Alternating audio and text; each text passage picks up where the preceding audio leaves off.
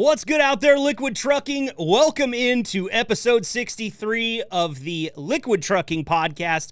Happy Valentine's Day from all of us here at the Liquid Trucking Podcast to all of you out there. I understand this one's not falling right on Valentine's Day like our Christmas episode and our New Year's episode did, but all that said, we wanted to come in here and have a little bit of Valentine's Day fun anyway, and I'm very excited about what we've got going on today. I've got a couple coming on. That's right. One of the drivers of the Liquid fleet was brave enough to call his better half and ask her if she wanted to be on the podcast. We are going to have a lot of fun here in just a little bit with these two. Very excited to welcome Joseph and Christina Hutchison to the podcast. And we will be playing the Newlywed game. We will be finding out a bit about how they met, how their romance is with Joseph being out on the road all the time. We're going to ask all the questions and have a really good, fun conversation with Joseph and Christina. I'm really excited about that. Can't thank Joseph enough for biting the bullet and coming in on this one. I'll be honest with you. When I send out text messages to drivers to ask if they would like to come on with their spouse, their partner, their wife, whoever it may be, husband, I get a lot of inquisitive looks, I think, through the phone. And I feel that, okay? I can feel that when I send the message. Because some drivers will even text me back and say, no, thank you. Which I always get a kick out of. I don't take that stuff personally. Look, I know there's going to be things that you guys don't want to talk about on a podcast. Totally understand it. You know, there was a old version of an old podcast that I used to do for work, not a personal one. And my co-hosts on that podcast convinced my wife to come on the show and basically just grilled her about me for 30 minutes. So I get it, okay? I know how that feels. And so I'm very appreciative of the Hutchisons coming on the show later on today, and we're going to have a lot of fun with them. Later on as well, I've got something that I think we've done here on the show before, maybe last Valentine's Day. And it's one of my favorite things in broadcasting, okay? This is a bit that I have, you can say I stole it, you can say I borrowed it. The show I used to be on doesn't exist anymore, so technically the bit is fair game. And look, I'm totally not the only one that does this. But it is so much damn fun to go on Craigslist, pick a random metropolitan city. For this episode, I actually found myself in Atlanta, Memphis, Nashville, Portland, Seattle, all over the map, okay? But you pick a metropolitan city on Craigslist, and you go to the site that says Missed Connections. And let me tell you something. The gold that comes out of this section of the internet, it should be enshrined in a Hall of Fame somewhere. I'll tell you that much right now. We've got missed connections. People that saw somebody, had some sort of fleeting attraction, and decided the best thing that they could do was to go home away from where they saw that person in person and type something out into the anonymous hellhole that is Craigslist and fling it into the internet. It's the type of thought process that creates content all over the world. And I am so lucky to be a guy that found this and knows how to scour through it and look for the good stuff. So I've got, I think, somewhere between 8 and 10 missed connections to read you a little bit later on here in the podcast. And they're all good. And I'm also going to bring back one Hall of Famer. It's been on the internet and making the way around for probably 10 years now. But it's so funny that it makes my neck hurt every time I read it. So going to bring you some Craigslist misconnections a little bit later in the show, and I'm very excited to get to those because it's Valentine's Day. We're trying to help people find love here. You can call me Cupid. You're not going to see me flying through the air with a diaper on. Nobody wants to see that, but I'll show up in the Liquid Trucking Podcast hat and shoot one of those little heart arrows at your butt if it puts the smoke behind you that you need to go out and find yourself some love, some companionship out there, some partnership.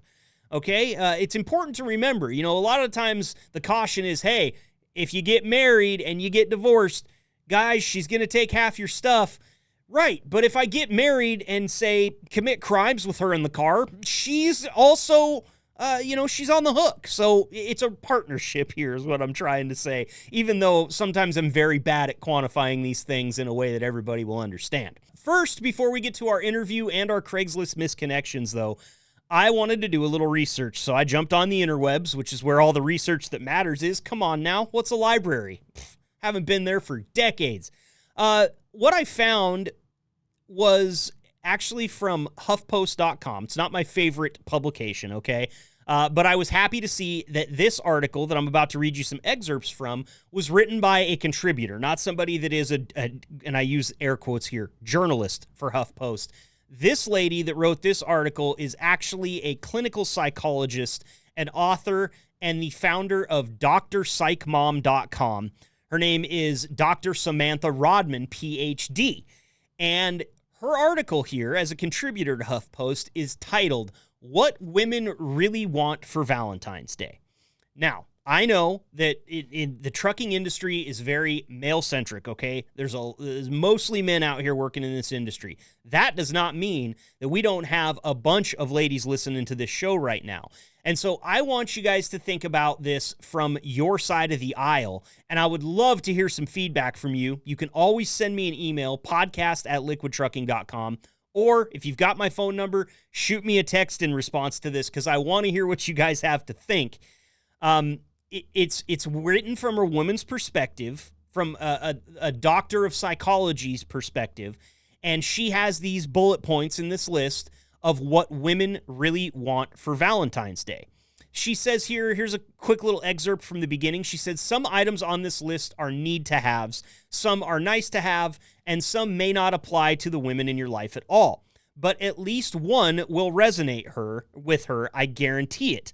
That's a bold statement, man, because I'll be honest with you, I think a lot of us men out here end up with a woman not because we're attracted to her physically, not because of the way she looks or the way she dresses. It's about being able to marry up with the puzzle piece that is a dude. And look, I get it. Women are your own puzzle pieces as well. It's a very intricate dance here.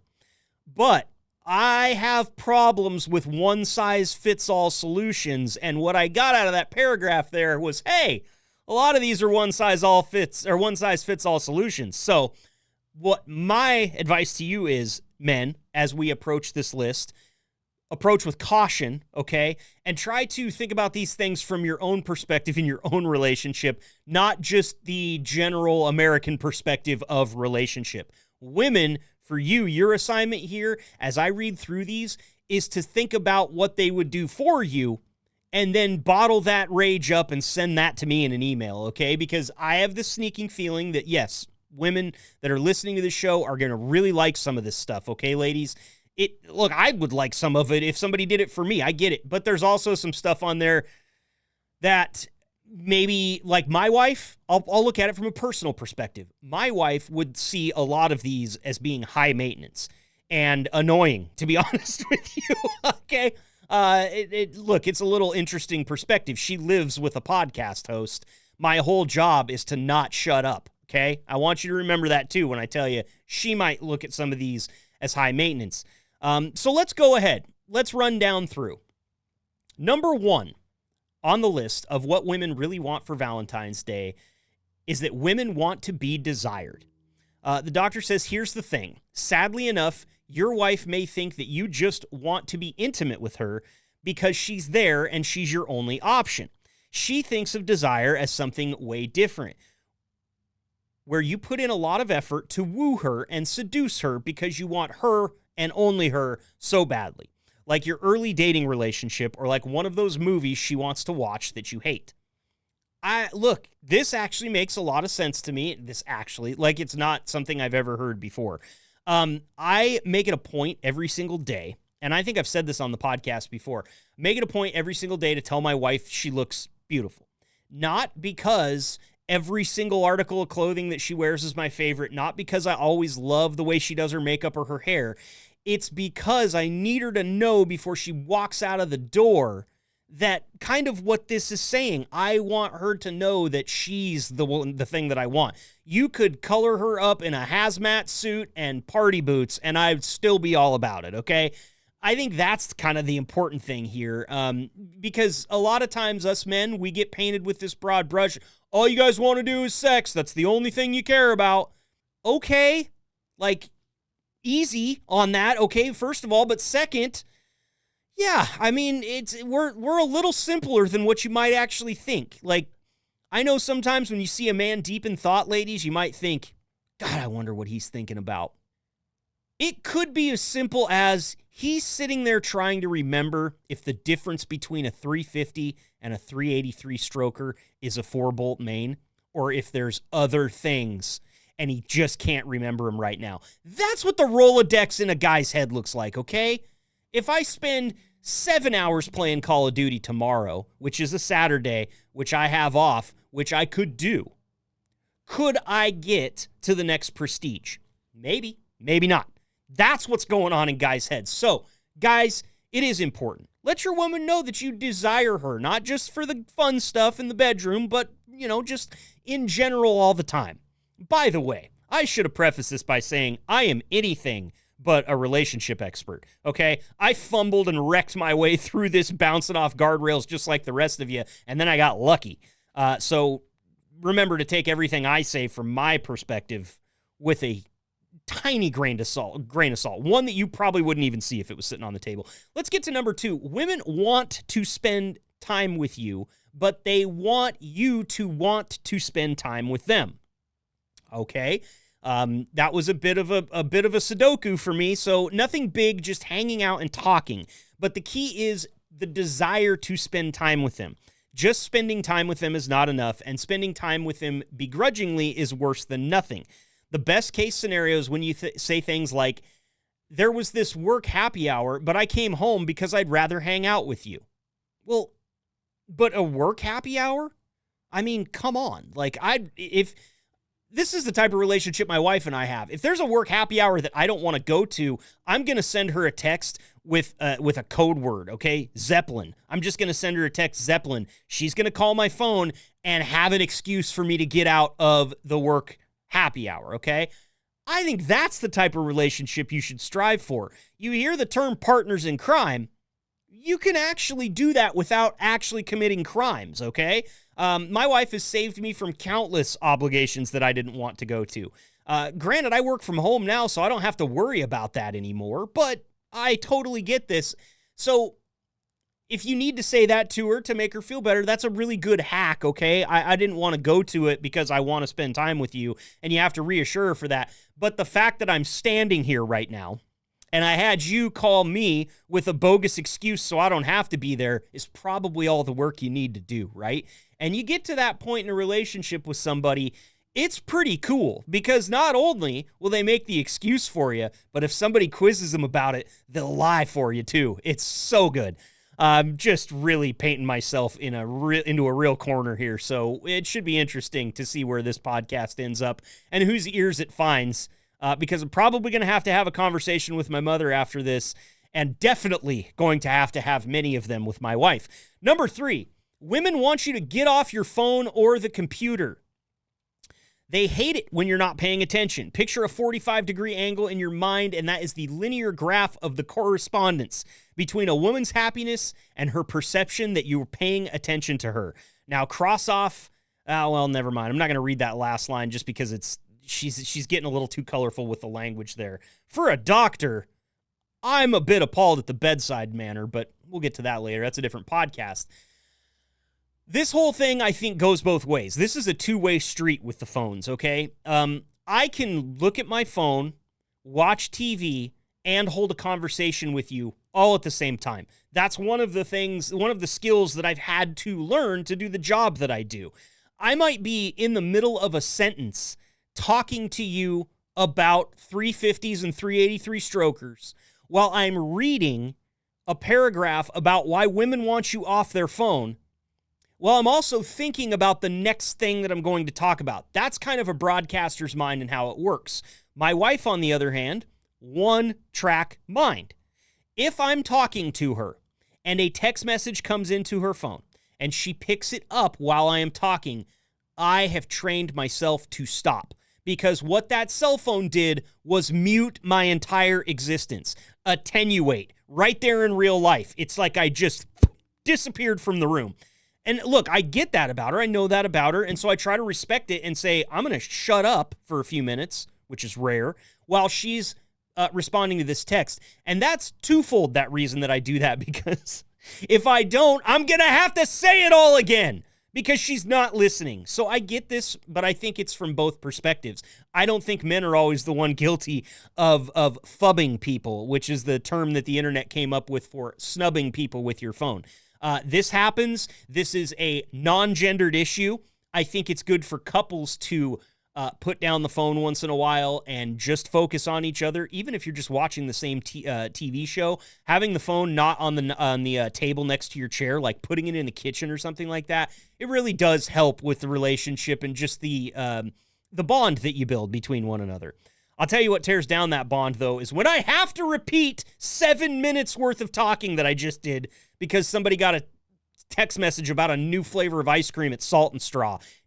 Okay, I digress. Number 4, women want you to be vulnerable. I get it. I'm not going to read. There's an absolute novel of a paragraph here explaining this. I don't think you need it. Men tend to lock things down. We tend to take our problems and stuff them. You know, that's a Midwest thing, too. We don't talk a lot about our problems in the Midwest. We go to church for things like that. You know, we go to confession. We think about it while we're out hunting by ourselves or while you're out on the golf course.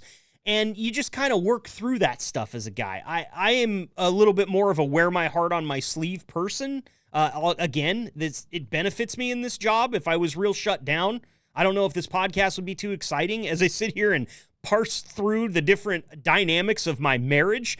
You know, being vulnerable is a good thing. I think anybody, again, this is a non-gendered issue here. Being vulnerable as the female in the relationship, great. Being vulnerable as the male in the relationship, great. The reason that you should be vulnerable, I think, is because that's what helps you fall in love with those little flaws in the person. Like the things that my wife does great are great, and I love them. Don't get me wrong. It's the little quirks and the little flaws in her personality, and I don't even like the word flaws because that is negatively connotative. The unique things about her personality are what I love about her. And that's what you find out when you become vulnerable with someone and you kind of lay it all out there. It's going to be weird at first, and I don't recommend it for like dates 1 through 5. But if you start to feel a little bit of a spark and things are going somewhere, be a little bit vulnerable. Tell her about the time you wet your pants at your buddy's house and you were wearing white shorts. It was real hard to hide. Everybody knew it. And you didn't have Billy Madison around to tell you that peeing your pants is cool. So listen, sometimes these stories are hard to tell, but they're great in a relationship. They really help strengthen the bond. Women want you to pick them over everyone. This is one that I see the gender gap here, okay? Guys, we have this thing that we love to do, and it's hang out with the boys, okay? And it doesn't matter what we're doing. I saw a meme the other day that said guys could sit in a garage on a dirty lawn chair with a cheap beer and just ask each other if they remember professional athletes from the 90s and early 2000s. Great day. That sounds like a fantastic day. Maybe a football game on in the background, maybe a race. You know, I love sitting in a garage watching a NASCAR race with the boys and just talking about guy stuff. Okay? I get it. And I also have been guilty of picking the boys over my wife a time or two. And, you know, I think that there's a time and a place for everything, right? I took my wife to Vegas once, just the two of us. We had a fantastic time. We went and saw a show. She kept me up until 3 a.m. to see Steve Aoki come on at a club. That guy didn't start playing until 3 a.m., and I was at that show, okay? We had a blast. It was a lot of fun. But I also take a yearly trip to Vegas with the boys. And, you know, we're all married at this point. We've been doing this since we were in college and we couldn't afford it. We hit the blackjack tables, we hit the craps tables, we hit the sports book, we hit the pool, and we hit whatever restaurant is convenient for us to pad the blow from the booze that is inevitable. Okay, I tried taking my wife on that guy's trip one time, and she didn't have fun. Wasn't for her. You know, she's never going to say that. She had fun. Yeah, it was cool. She was in Vegas. But sitting at a craps table for 6 hours is not the reason my wife goes to Vegas. It's the reason me and my buddies go to Vegas. So different strokes for different folks here, I think, is what I'm saying. But also, you got to remember as a guy, it's real hard to choose over the boys. The boys have been there. The boys are always going to be there. okay? The boys will take that lawn chair, that old dirty lawn chair from the garage, and watch a NASCAR race with you at your tombstone when you're 6 feet deep. The boys will do that. The wife will do it too, okay? It's just a little bit different, and you got to remember to pick her sometimes. And hey, fellas, don't forget your worth here. She's got to pick you too. I know the girls like to have big parties. You know, I think February 1st is kind of like an unofficial Valentine's Day. I saw a lot of that on the interwebs this year. February 1st, all these women are getting together. They're doing Valentine's Days. They're exchanging gifts. They're having little wine and charcuterie parties, and it's awesome. But hey, what if February 1st was your husband's first motocross race? He's finally going to go out and take on some of the kids, and he's in the early heat, and there's a lot of 10-year-olds in that heat, but you got confidence in him. Are you going to Valentine's Day, or are you going to go watch him smoke a bunch of kids on the motocross track? I don't know. All I'm saying is it's Valentine's Day, so think about those types of things, all right? Let's get down the list here a little further. This one, as a hairy dude, this one makes me bite the inside of my lip a little bit. Number 6, women want you to not get fat and grow ear hair. Okay, I get it. The not get fat part is completely and utterly controllable by my own decisions, and I can live with that. But if you think that ear hair is a box that anybody with ear hair checked voluntarily, you have got your head so far up your ass that I don't even know how far up there it is. I'm not even going to try to quantify that anymore because this kind of angers me a little bit. The weight thing I get. That's a personal thing. And here's the one question I'll have. If this was written from the perspective of a man saying this is what men really want for Valentine's Day, I don't think that this bullet point would have made the article. Men want you to not get fat and shave your legs. Whew. Man. It's 2025, and I didn't even like saying that in a studio with a closed door out loud, okay? So all I'm saying here is, yeah, guys, take care of yourself. That's going to help. If you want to spend a long time with your spouse, then being in good health is a big part of it. Your ear hair does not define you as a human or a professional driver or a husband or anything else. It's a nuisance. We hate it. Plucking them hurts. Shaving them is weird. And honestly, they don't make a lot of things that fit inside of an ear with blades on them for good reason. So, yeah, whatever. I get it. You don't want us to be fat. Buy a new shirt every couple of months. I can do that. The ear hair, maybe you just deal with it. Maybe keep your face out of my ear. I don't need your face in my ear. I got ticklish ears. Even a stiff breeze causes me to... Yeah. You get it. We're really going off the rails here. Let's be number 9. Women want you to be honest and nice. As this list is going on, I feel like the doctor could have truncated the entire thing and put, don't be a dick. Because a lot of these are just kind of common sense things. If you want to be a good partner and you actually value the relationship, I'm thinking a lot of this stuff is stuff that you do out of common sense and the goodness of your heart. So I'm going to kind of speed through the last bit of this here. Women want public declarations of love. Not all the time they don't. I know a lot of women that do not even want you to put your arm around them in public. I know women that don't like to hold hands. I know women where public displays of affection are incredibly off limits. So before you step into the town square in Middle America, USA, with your wife by the hand, and you declare to the townsfolk, like some kind of medieval town crier, that you love this woman and you're going to plant a big wet kiss on her to prove it, you might want to talk that over with her. Might not be her cup of tea. Just saying. Women want to know you are a better person because you're with them.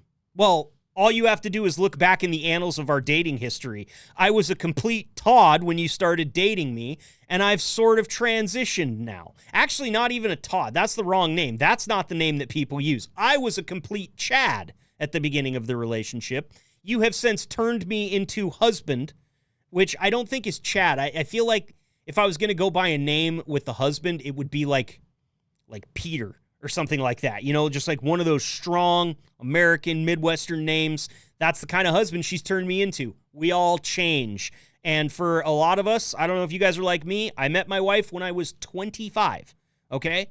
40-year-old me would absolutely wash out 25-year-old me. If I could get him in a room right now, I would beat him with a sack full of nickels, okay? Because I could have made things a lot easier if I'd have known the things I know now, right? That's kind of what growing up and maturing is. So, yeah, I'm a better person because you're with me. That's the whole point. I can't do this by myself. I got a D- in adulting. I need some help. Okay, so yeah, you made me a better person, but if I haven't shown you that over the time and growing, maybe I'm just kind of a piece of garbage. I don't know. Liquid Trucking, what do you think? To all the men listening out there, are these things that you think that your woman would like on Valentine's Day? To all the women listening out there, are these the things that you look for on Valentine's Day from your husband or your partner, boyfriend, whatever it may be? You know what was interesting? I didn't see flowers or chocolates or anything like that on here. Couples massage, nothing that you can buy, nothing tangible. This is all emotional stuff, which is great. I'm not saying there's not a place for it in any good relationship. That'd be weird. What I'm saying is go a couple of years without the flowers and the chocolates and get back to me. Okay? That's all I'm saying.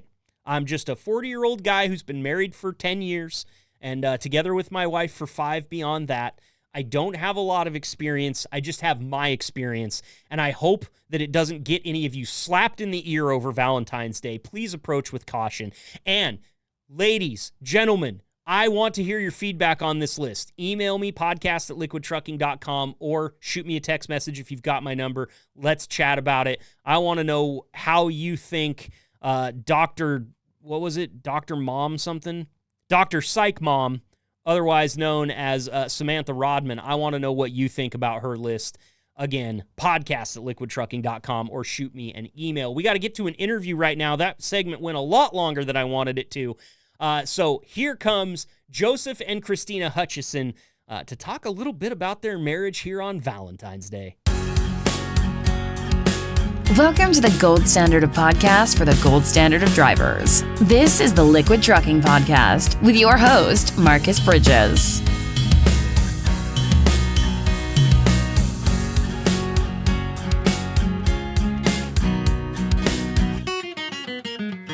All right, it's the moment I have been greatly waiting for here on this episode of the Liquid Trucking Podcast. It's our Valentine's Day special, and we have a brave driver that asked his wife to come on the show and just let me do what I do. Joseph Hutchison, I can't thank you enough, man, but you are very brave. You know, you and I don't know each other too well yet at this point, and you still gave me a chance here to talk to you and your wife on the podcast at the same time. My first question for you, Joseph, is what were you thinking? I usually don't think, and that's gotten me this far. That's awesome. Well, listen, I greatly appreciate the fact that you were willing to ask her if she was willing, and now I can introduce you to Joseph's better half, Christina Hutchison. Christina, thank you so much for being here today. You're welcome. Thanks for inviting me. Now, were you a bit surprised when Joseph called and said, "Hey, do you want to come on the podcast?" Yes, because if you actually knew him in real life, you would understand how incredibly shy he is. And this is definitely not his first choice of fun activities to do on a Monday afternoon. I hear you. Well, Joseph, I got to be honest with you, man. You told me you were shy the first time you came on, and I didn't see it. I thought you did a great job. So maybe this is like that one thing that's just the different thing about Joseph that we didn't know until we found it out. Like maybe because we can't see him in person. There you go. Budding podcast star. And listen, I know you spend a lot of time talking into a microphone for your job, right? You're on your headset all the time. This is just par for the course, right, Joseph? Well, only, here and there when I'm talking to the wife, but that's about it. Okay, so you're not one of those guys that spends all day on the phone with fellow drivers. No, I'm probably might be considered a little bit of a psychopath because I do sit in silence and just watch the things going on around me. Okay. Sometimes I don't even play the radio. Wow, that's interesting. Christina, when you found that out about Joseph, that he could just sit on endless road trips in silence, did any white flags, red flags go up or anything like that, or did you like that about him? Absolutely no red flags or white flags because I fill the silence with nonstop talking and chat. There you go. That sounds... We work out perfect. Yeah, you and I are two peas in the pod, Christina, because road trips where I come from are a chatty experience. Yes. I love it. I love it. So, Christina, how long have you guys been together, and how long have you been married? We have been together 14 and a half years and married for just a little over 13. Wow. I think that deserves a round of applause. And how did you guys... Well, I noticed how he asked her first. Well, hey, I've done this high before. five. I've done this before, Joseph. I've got your back, dude. I have your best interest in mind right now. I am also a married man, and I feel like it's a special fraternity that we have where we look out for each other. So let me ask you this. Since I asked her about the numbers because I knew she would have a firm dial on that, Joseph, I'll have you tell me the story about how you two met. Well, it all depends on how detailed you want to get. The skinny of it is I was basically cheated on by my wife, and I was basically, had said that it was over, but wasn't quite divorced yet. And so I went on Match.com, and I was looking for somebody that would, kind of just hang out with and kind of keep my self-esteem up so that I wouldn't go back to a bad situation. After texting the wrong number for a little bit and then realizing my mistake, I texted the right number and we started a dialogue, and then we met up for Chinese food and felt like we were going to be good friends, and then it steamrolled after that. And the rest is history. Do you remember what you ordered at Chinese food? I ordered the orange chicken and she ordered something, but the reason I ordered orange chicken is because she couldn't make up her mind between what she ordered and the orange chicken, and I was like, I don't care, so I'll order the other one and you can have some of mine. You guys were a match made in heaven from the first Chinese food date. Absolutely. Absolutely. It was crispy beef, by the way. Spicy crispy beef. Those are two really good choices. I mean, listen, if I was there, I'd be wanting a relationship with either one of you because you got great taste in Chinese food.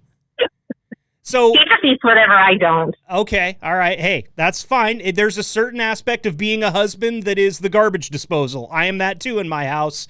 If there's leftovers on a plate, just bring them my way. I'll take care of it one way or the other. I totally get that, Joseph. Christina, what was it about Joseph that kind of gave way to that steamroll? Because it sounds like you guys kind of started out as friends, but things picked up as you continued to hang out. What was it about him that really lit the spark? Well, his tagline on his Match.com profile said, "I'm normal, I promise." Which isn't something a normal person says, right, Christina? And there was no picture on his profile. So that was an intriguing perspective. But quite honestly, what endeared me to him from the very, very first time I met him, it was obvious that he was very nervous. Like I said, he's a fairly shy guy, very nervous on our first date.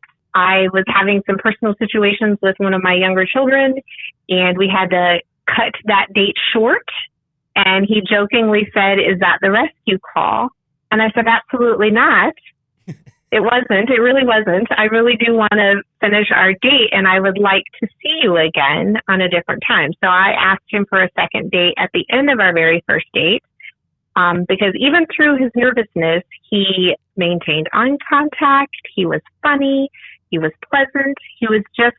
I was looking for a really nice guy. And it sounds he was like a nice guy. Yeah, it sounds like you found him. I mean, based on everything I know about him, he's a great guy. It's gonna look like I want to date Joseph at the end of this conversation. I promise you, Christina, I'm not coming after him. He's all yours. But Joseph, I found that about you too, and I'm just gonna echo the sentiment. I haven't got to spend a lot of time talking to you, but I found you to be very personable and just a really nice guy. And it sounds like those traits kind of really weighed in your favor as your relationship with Christina blossomed. What was it about Christina, Joseph? I mean, obviously you'd just gotten out of a bad situation, so a lot of the times, at least I know when I used to get out of those situations as a younger guy, I was looking for exactly what you were looking for. Like, can somebody please sit with me so I won't sit here and tell myself how much I hate myself over this whole thing? It sounds like maybe she was good at listening and being a friend. Yeah, I mean, the bar was pretty low at that point. All she really had to do was to not like kick me while I was down. Right. So, I mean, it wasn't that far of a stretch, but over the years, I can't explain how lucky I am. Like, she is the best stay-at-home mom. She's the best breadwinner mom and wife. She's the best personal assistant, and she's the best independent, hardworking, I can do it on my own woman I've ever met, and all of those things all at the same time. And it's crazy. I don't know how I got so lucky. Man, that's awesome. I love hearing this. This is so cool to hear it from the word go, and to hear how you guys feel about each other still all these years later. It's only gotten better. It's only become a bigger, stronger love. And a family, it sounds like, because Christina, just a little peek behind the curtain here, before we came on the show live, you were in what sounded like a pretty hectic environment. Lots of people at your place, kind of a full house. How many kids are at the house, and what are their ages? We are a blended family. I have 3 sons from my previous marriage, and Joe has 1 daughter. Our children range in age from they're 31, soon to be 27, 23, and soon to be 22. And we have 2 grandchildren. They're 8 and 6. And so currently right now there is a bunch of 22-year-olds down in the living space having a good time, because 2 children still live at home. That's great. Well, I noticed when you said hi, Marcus, one of them said, Marcus. So, hey, Joseph, they're out there protecting you too, man. Who's this guy calling and why have I never heard his name before? What's up? Well, it sounds like they would rat me out in a minute. Wholeheartedly in a minute. Guaranteed. Well, just tell him that Marcus is the goofy podcast host, and he lives in Oregon. He's not here to hone in on anybody's territory. Not Joe, not Christina, okay? I love it. Well, that's awesome. The house seems full. The grandchildren, I love it. I didn't know that you guys were grandparents. How's that transition been? And was that, it kind of sounds like, based on the timeline, that you guys became grandparents together at the same time. Is that true? Yes. Yeah. Okay. So, you both, I don't know how old you are, but you both sound to me like young, vibrant people. So being a grandparent at your age, what are you thinking? Was that a hard transition? Was that something that was tough to cope with? Or were you very excited about getting to be the one that spoils the kids and doesn't have to do any of the punishment and the bad stuff? So our grandchildren come from my oldest son, the 31-year-old. And when he told me he was expecting a child, I spent 2 days in the bathtub with a bottle of wine, crying about it, because I was too young to be somebody's nana. Then Aiden came along, and it's the most amazing thing. I love the fact that Joe and I are young grandparents. We are very young, and we are by far the favorite. We're Nana and Papa. Those grandkids spend a week with us every summer. We do lots of vacationing with them, and so it's been probably the funnest part of our life. We really just get to spoil them rotten. You want ice cream for breakfast? Sure, that's okay. Yeah, right. And see, that's the benefit comes from having young grandparents too, is they understand that still. They haven't grown out of that youthful exuberance, I might say. And just the fact that you spent 2 days in the bathtub with a bottle of wine makes me sad for you, but it sounds like you came out smelling like a rose on the other side. Yes, I am. Yes. Nana is one of my favoriteest titles ever, for sure. That's awesome. And how about being Papa, Joseph? Was that, I don't assume that it's as hard on a guy as it is, on the lady in the relationship, becoming grandpa and becoming grandma, but, did you struggle with it at all? Not at all. The hardest part was I actually going to have to officially change my name to Jungle Jim, because that seemed like what was the thing every time I was around. It was, okay, let's see if we could punch him in the nuts or climb on top of his head. And one of my fondest memories, so the youngest of the grandchildren, Atticus, his thing was, let's ride on his shoulders. And so we were going to a zoo. And so he was riding on my shoulders, pretty much the whole day. And his way of steering me to go where he wanted to go was he would dig his fingers into to the eye of the direction in which he wanted to turn. Like, I guess, I have this giant Neanderthal eyebrow thing going on, and I guess it was just an easier handle than my ears. And so I think we got a picture. He's like 2 knuckles deep into my eye socket. You got reins for eyebrows, man. Yeah. Oh, that's great. That's great. And by the way, I will say Aiden and Atticus, fantastic names by your son there. I love those 2 names. And the fact that they're both A names, it's kind of like a little bit matchy. How cool is that? I mean, we come from a generation that kind of sometimes takes some wild stabs at names. And these ones, I feel like, ended up pretty good. What do you think? Well, so A names are popular. My boys are Andrew, Alex, and Anthony. There you go. So Atticus was the last A name on the planet that nobody else was using. Yeah, it's great. Those are great, unique names. Very cool. Well, thank you guys for sharing a little bit about your family. It sounds like the household is a fantastic place to be and always full of love and people that you want to be around. My next question actually comes a little bit from the trucking side of things. How do you guys manage the fact that Joseph's on the road a lot? Christina, he already mentioned that you're a stay-at-home mom, that you got some kids living at home and you're taking care of grandkids from time to time. I'm sure you play babysitter whenever you're available and that can happen, but... Can I correct you on that? Yeah. I meant she's stay-at-home mom, does all the things a stay-at-home mom does, but she's also a breadwinner. So she does the full-time job, career woman. She's literally does everything. She's a Jill of all trades. I love it.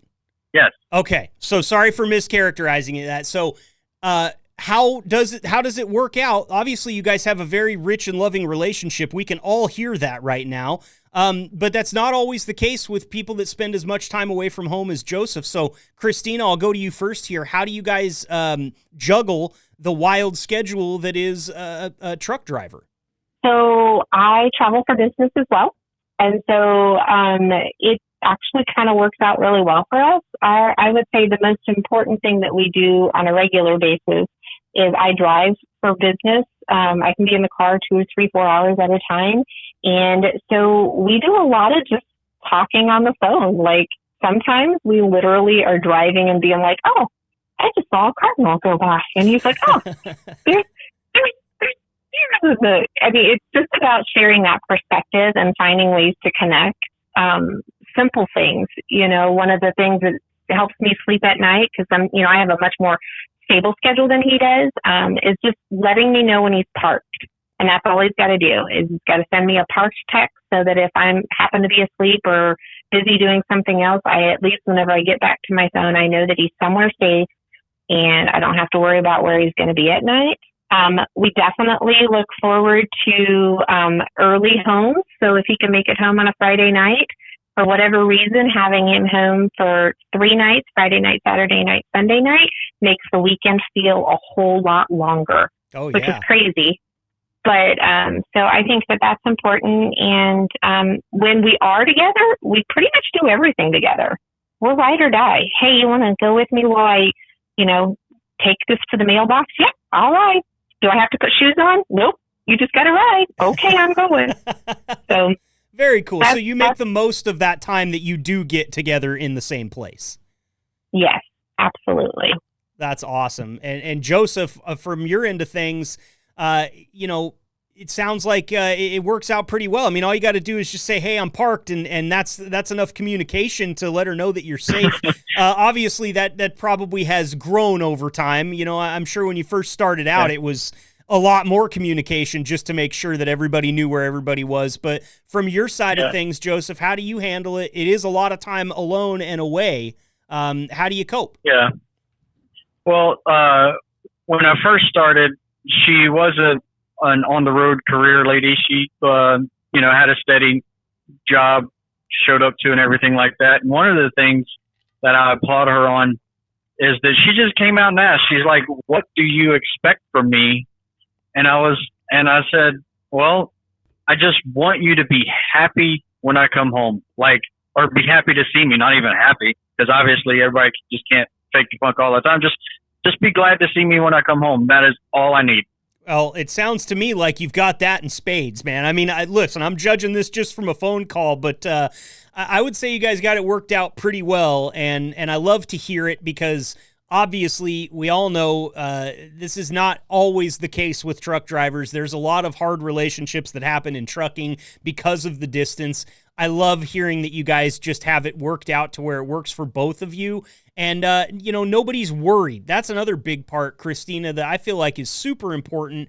Whenever my wife is traveling for something for work or I'm traveling for something for work, there's always this kind of thinly veiled paranoia that falls around me that I'm not right there with her. If something happens at the house, if one of the dogs does something stupid, if some weird guy knocks on the door late at night, I'm not there.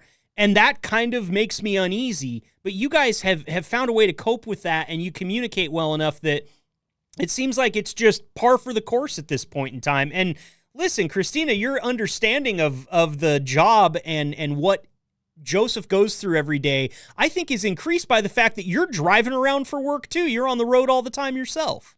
Yep, I spend lots of nights in the hotel. One other thing that I think is super nice is I've had the chance to ride with Joe. And, cool. Spend a night or two over the road with him. And that's a huge, wide open thing too. So one of the things that I try to avoid is eating out on the weekends when he's home.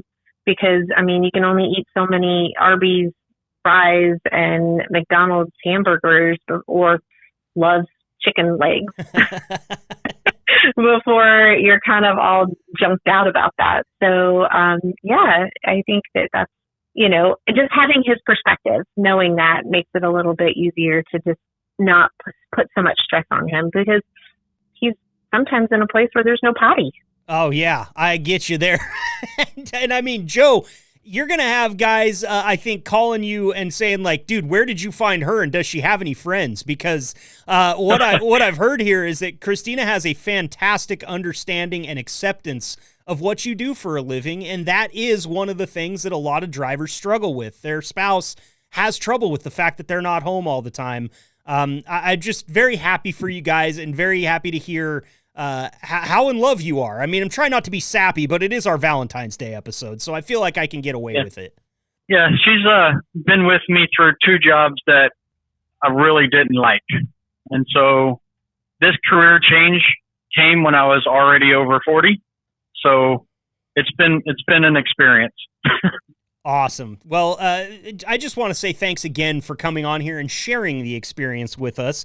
I am going to turn from the hard fire questions where I'm acting like a detective trying to learn everything about your relationship that I can. And we're going to have a little bit of fun here with a little game that's going to sort of be modeled after an old TV game show called the Newlywed Game. Joseph, Christina, are you guys familiar with the Newlywed Game? Did you watch that at all as kids? Yep, old enough to know that one. Okay, awesome. Well, I'm glad. For those of you that haven't seen it, the Newlywed Game took two newlyweds, put them up in front of a TV audience, and asked them questions about one another to see how much they knew about their spouse. Last week, I sent Joseph and Christina a list of questions that I was going to ask, and I wanted Joseph to answer them, and I wanted Christina to see if she could guess Joseph's answers. So if you guys are all ready, I've got Joseph's answers right here. And I got to be honest with you, Christina, they're kind of all over the place. So if you get these, I'm going to be really impressed, all right? I will too, because I didn't even know half of them. That's the best part. Yeah. I know you better than you know yourself. So my answers are the right answers. There we go. That's what we're going to find out right now. So I just asked him a simple one to lead things off. Christina, what do you think Joseph's favorite meal is? This is the easiest one. Okay. His favorite meal is free and something he didn't have to make. That is absolutely amazing. I'm cutting off my music to give you a round of applause here. Amazing. That is, when I saw that he said his favorite meal was a free one, I thought, well, that's a free point for Joseph. There's no way Christina's going to guess that. And you did. So amazing. All right, we're off to a great start here. I'm so excited about this. Christina, well, first of all, Joseph, are you surprised that she was able to guess that? No, I tell everybody. Oh, okay. So I'm the guy that didn't know. I'm the guy that it's surprised. Everybody else like, yeah, that's totally Hutch. Like, we get it. All right. Good to know. Christina, question number 2. What is Joseph's favorite hobby? Joseph's favorite hobby. I mean, the easy one to pick out would be video gaming, but I truly think his favorite hobby, if he could have unfettered access to it, is gambling. Blackjack tables. Well, I'll tell you what. There were 2 points available for this question, and I'm going to give you 1 because you did guess video games. Very nice job on that. However, his second one that he listed here, and I got to be honest with you, man after my own heart, I love a good blackjack table, but he says being lazy is his other favorite hobby. I would say that's a personality trait, not a hobby. Okay, all right, well.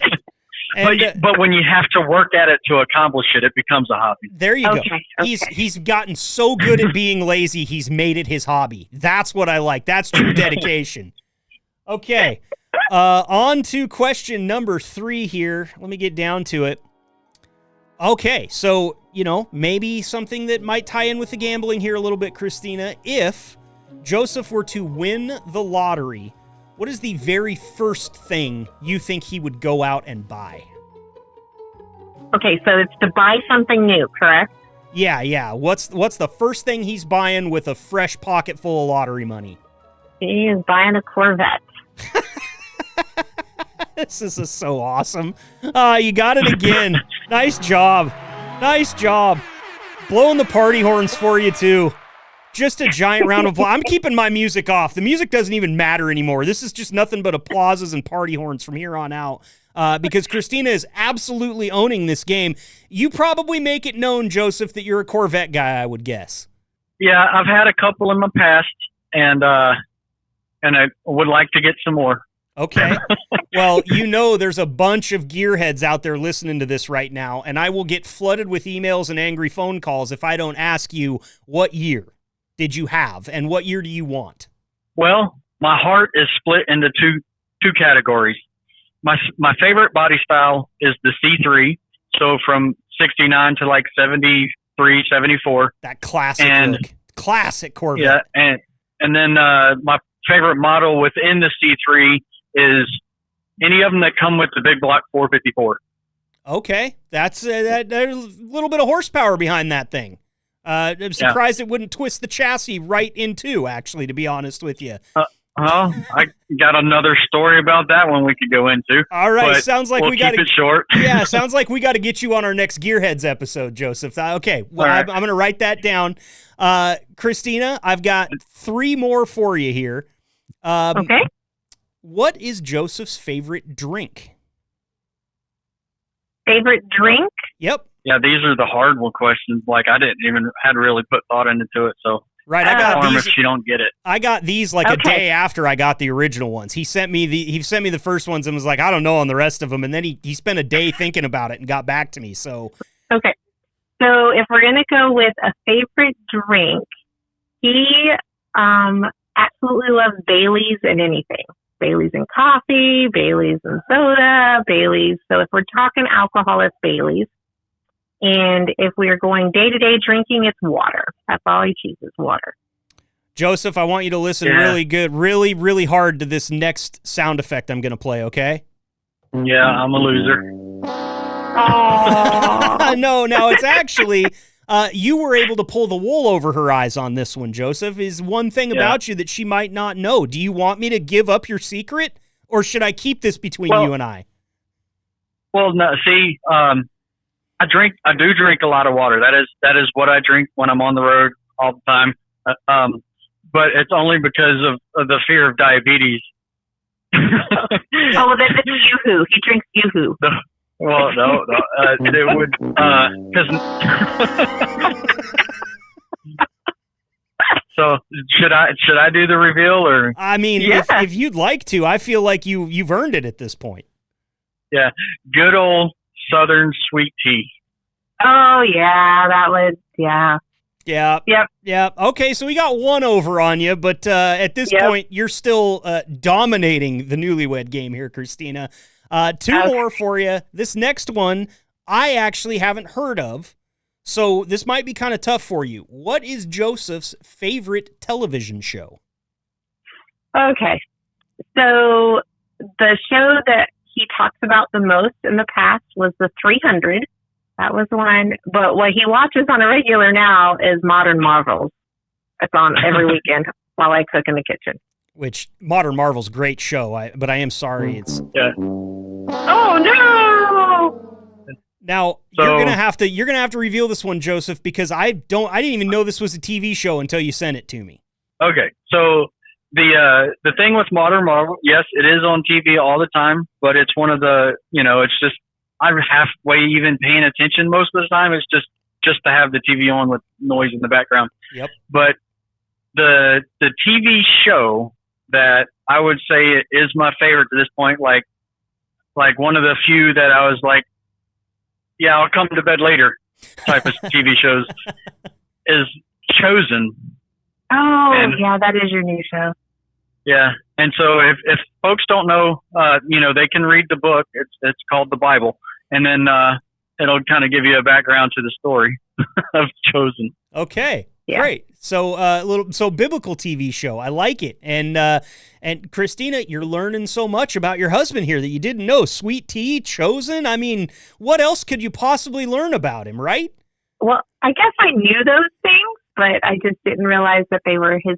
I didn't know sweet tea is his favorite. He just doesn't drink it because he's borderline diabetic. Hey, that's the reason none of us drink it. If you drink sweet tea from the South, you are borderline diabetic. You don't have a choice in that matter, so I get it. Last question. This one was my favorite answer that Joseph gave me. Okay, Christina? Well, that's going to be funny when you hear the answer because I just put the short answer on there, not the actual answer. All right. Little hint for her there. A little hint. What is Joseph's biggest pet peeve? This one was hard, and so I'm going to kind of encompass it in kind of an all-around thing. I would say Joe's biggest pet peeve is when people don't take his advice. Oh, that's a good one. That is a good one. I too have that same personality trait / That's feature. the one that he complains about the most. Okay. Unfortunately, that's not the right answer. But Joe, I feel like there's a story here around your pet peeve, and I feel like you should just tell us what the story is because you said you gave us the short end. Let's hear the long end. Yeah. To be honest, I thought this pet peeve was specifically about her, just something to get the rivalry started, I guess. And so my answer was plumber's crack. And so the reason I put plumber's crack is because every chance she gets, or when my hands are full, she will, if it's available, she will stick her finger down my plumber's crack. I do. And if it's not available, she'll lift my shirt up to take advantage of the situation if I have my hands full. So great. I got a sound effect for this whole thing right here. Just, I love it. That's so good. And I can tell, Christina, you don't have any fun with this, do you? Oh my gosh, his mad face is the best, especially if his hands are in the middle of something and he can't. Yeah, nope, it's the best. So I keep doing that's it. Great. That is great. Well, round of applause for both of you here on the Newlywed Game, and I think that it ended in the best possible way that it could. It was 3-3. We're going to call it a tie. You guys are the perfect couple. You know just enough about one another, but not enough to cause damage. Enough to mess around with a plumber's crack, but that's all just superficial damage, right? Yeah. You guys, thank you so much for coming on here and sharing with us and just having a little bit of fun. This has been such a fun interview. I give the drivers and all of my guests at the end of each interview a chance to say anything to anyone that might be listening. Of course, this podcast is made for Liquid Trucking and the employees there, but it reaches far beyond the walls of Liquid. So anything that you want to say to anyone that might be listening, and take as much time as you need. Since Joseph's done this before, Christina, I'll give you a chance to think about it real quick while I give the floor to your husband, Joseph. Thanks again, Hutch. Anything you want to say before we let you go? Well, I'm going to put her over a barrel because I got nothing. Okay, you're not even going to give her a chance to think about it. I love it. That's a married couple right there. You know, they're going to help each other out every chance they get, but to take a shot over the bow every now and then too, why not? It keeps things exciting. I can think pretty quick on my feet, and since this podcast is directed mostly towards the trucking community and maybe some of those that dabble in it as well, my big shout out would be is to give those truckers some room. That is my precious, precious cargo driving it. Make way for him, please. Please, and make a lot of way, all right? That is very well said, because that's an interesting perspective that we don't get on this podcast all the time, Christina. We hear from a lot of drivers saying, please give me room. Now you're hearing from the family. This is why we need you to give drivers room out there. This is why we all need to be safe and drive not like maniacs, is because we want Joe to get home for Joe, but we want Joe to get home for Christina too, and it goes a long way beyond that. So, Christina, fantastically said. Thank you so much for that. Thank you both for coming on the show here and giving us some of your time today. I would love to have you back on next Valentine's Day and see if you can stump each other again, okay? Sounds like a plan. All right. That's Joseph and Christina Hutchison. Of course, Hutchison. Make sure I pronounce that correctly. And Joseph is a driver for Liquid. Christina out there killing it on her own, holding down the fort when he's gone. You two be safe. We'll talk to you soon, okay? Thanks, Marcus. All right, thanks. Bye.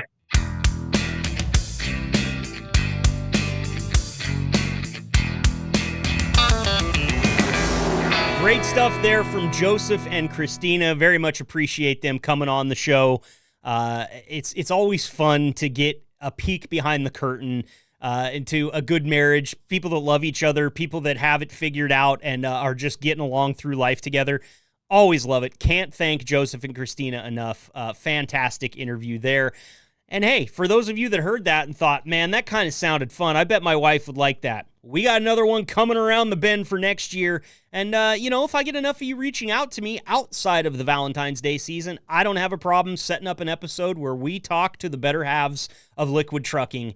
Would love to do something like that. So if you're interested, podcast@liquidtrucking.com is where you can email me, or feel free to shoot me a text. I'm so excited about this next one. This next little segment that we got here. Craigslist misconnections. We talked about it a little bit in the intro. All you have to do, and you guys, I've been known to spend like a lazy, rainy Sunday afternoon doing this, okay? Because it can be endless hours of entertainment, and you also get a little bit of a peek into what society's really like out there, how people just decide to go about their lives, and you're going to hear in some of these why the fact that this is even on the internet is just mind-blowing, because these are missed connections. That means that almost every single one of these will be from a person that was in the same location as another person that they saw, had an opportunity to talk to, didn't, and then went home to Craigslist to anonymously post it and hope that that other person went, man, I wonder if that guy in the Joe's Crab Shack parking lot thought the same thing that I thought when he almost hit me with his F-150. I thought he almost hit me with his F-150, but that's a hell of a beard. And then that person goes on and they find, hey, I'm the guy with the sweet beard. I almost hit you with my F-150 at the Joe's Crab Shack parking lot. Do you want to go have coffee? And this person's like, oh my God, yes. That's the mindset of the people that I'm about to read you posts from in the Craigslist misconnections. First, we are headed to East Nashville, Tennessee. This one is titled Brown-Haired Lady at Aldi in East Nash. Hey, smiley face. I never do this, so this is funny. First of all, bullshit. Anybody that starts off a post on Craigslist saying, I never do this, this is funny, has a Craigslist profile that would stub your toe if you walked by and kicked it, okay? I promise you. Anyway, hey, I never do this, so this is funny. wink, wink. We exchanged a couple of glances, and I felt like you wanted me to approach you, but I was distracted and in a hurry. I thought you were cute. I'm dark-haired, tan, a little facial hair, and had a brown sweater on. Okay, brown sweater? That's the color of choice that you're out at Aldi looking for love in? Come with something other than a brown sweater. Okay, again, I need to keep going on. I had a brown sweater on. You smiled a couple of times at me in the produce section. I was visibly intrigued when I made eye contact with you while you were inspecting that banana. It did throw me a bit when you aggressively took a bite out of the side without peeling it, though. Text or call me if it was you. So, you see a gal in the produce section, you kind of like the way she looks. Man, she's pretty. I think I'm kind of attracted. She's looked over at me a couple of times. We've made eye contact. Man, she looks really into that banana. Oh my God, did she just bite that banana through the peel on the side? I think I just fell in love. And instead, you could have walked right up to the banana biter and whisked her off her feet right there. You could have taken an avocado and chewed right through the side of it. Love at first sight. We got a story for the Aldi website, but no, instead, we went home and we put this whole story on Craigslist for the rest of us to enjoy. Moving on, this next one is titled Rural King out of Evansville, Arkansas. It says, and listen, this is verbatim. I just copy and pasted this. I don't want you to think that I'm out here trying to guss up the language and make it funnier. This is all right from the bird's mouth, okay? Or right from the horse's mouth. I don't know if birds are talking that much. Anyway, Rural King, Evansville, Arkansas. We was both going inside and you told me you liked my jogging pants. You had some nice curves and I said I liked yours too, which is funny because I'd classify that as a belt before I'd call it a skirt. Anyway, I had on the number 3 jersey with the name Eliminator on the back. I noticed we both smoke Marb Red 100s.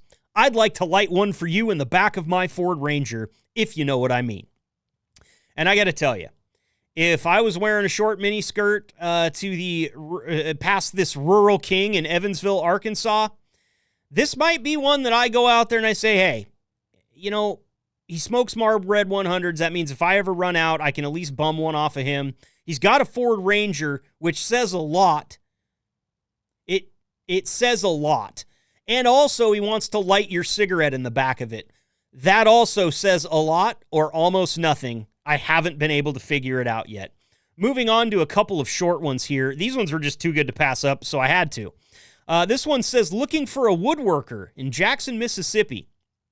Looking for an experienced woodworker, must be aged. One of two things happened here, but we'll go ahead and get to the next one before we figure that out. The next short one that I couldn't pass up says, plumber search. This is in Muscle Shoals, Alabama. This says, I need recommendations for a good plumber in the Shoals area. One of two things happened here. One, you've got a guy who's got a project that involves woodworking that he needs help on. He's a little bit older and maybe doesn't understand how people speak on the internet. And so he says, must be aged, rather than I need an experienced woodworker. Or this man is looking for something very specific of a nature that we will not discuss on this show, and he would like the person that fits this description to be older. Okay? That's one of two. With the plumber, this guy either has a clogged pipe or he has a clogged pipe and he needs a plumber or someone that fits the description of a plumber in Muscle Shoals, Alabama. And that's all we're going to say about that because we're dancing dangerously close to a line that I don't even approach on this show, okay? Next one. This one actually comes from my home state of Oregon. You see, when you're doing a Craigslist misconnections crawl, you have to stop by Portland, Oregon. It is an absolute circus to behold every single day. And this one will tell you why. It's got so many things, Portland. Person who got hit on West Burnside by a Prius. You got hit by a Prius in the Fred Meyer's parking lot on Burnside. What's a Fred Meyer, you ask? That's what we call Kroger over here on the left side of the country, also known as the West. You got hit by a Prius at the Fred Meyer on Burnside and were wearing a puffy jacket.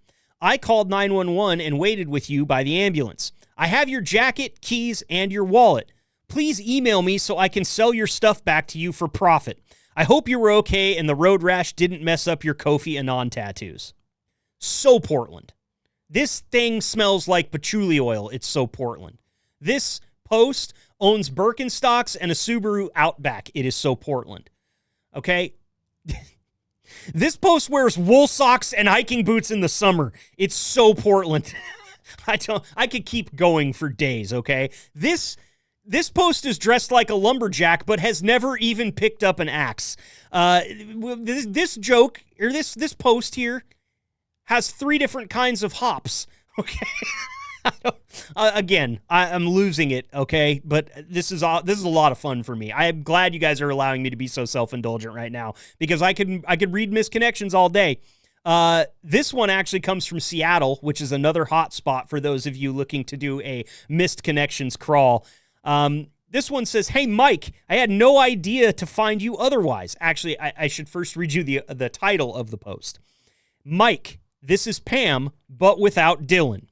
Then the post goes on to say, "Hey, Mike, I had no way to find you otherwise, but you came over to my place with my ex-boyfriend, Dylan.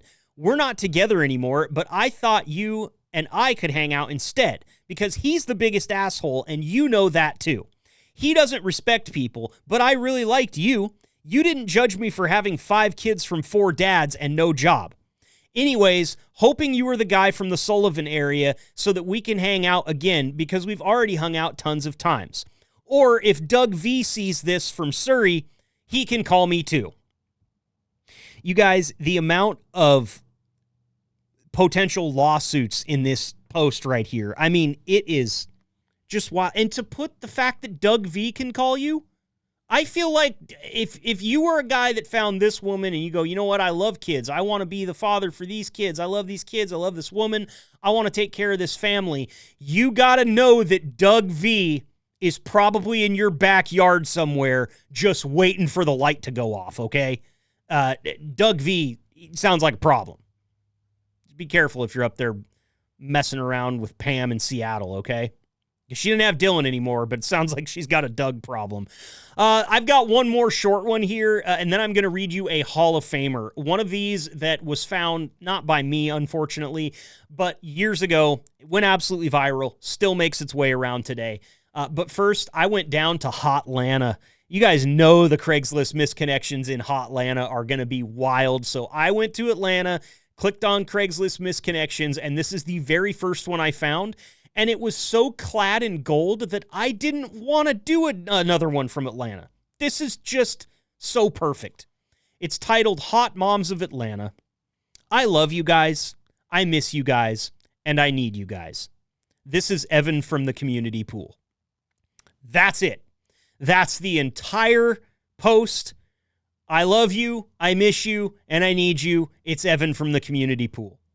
Something tells me that some of the hot moms from Atlanta have been sniffing around Evan at the pool.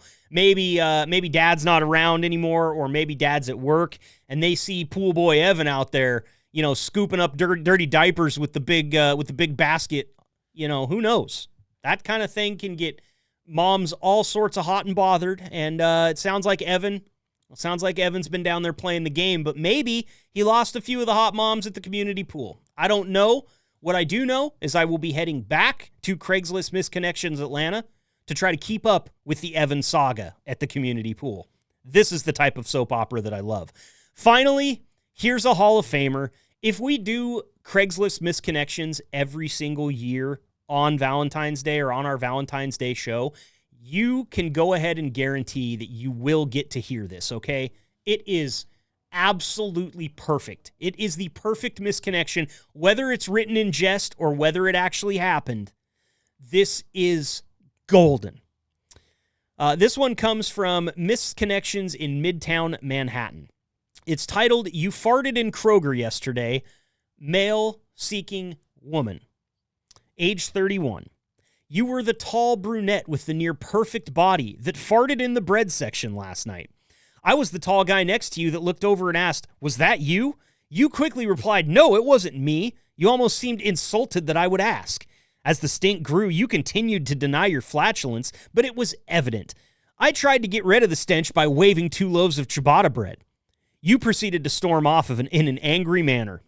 Imagine that. You are beautiful, and even if you are a liar and fart like a Clydesdale, I would love to meet up. There you have it, folks. There you have the reason that we do Craigslist misconnections.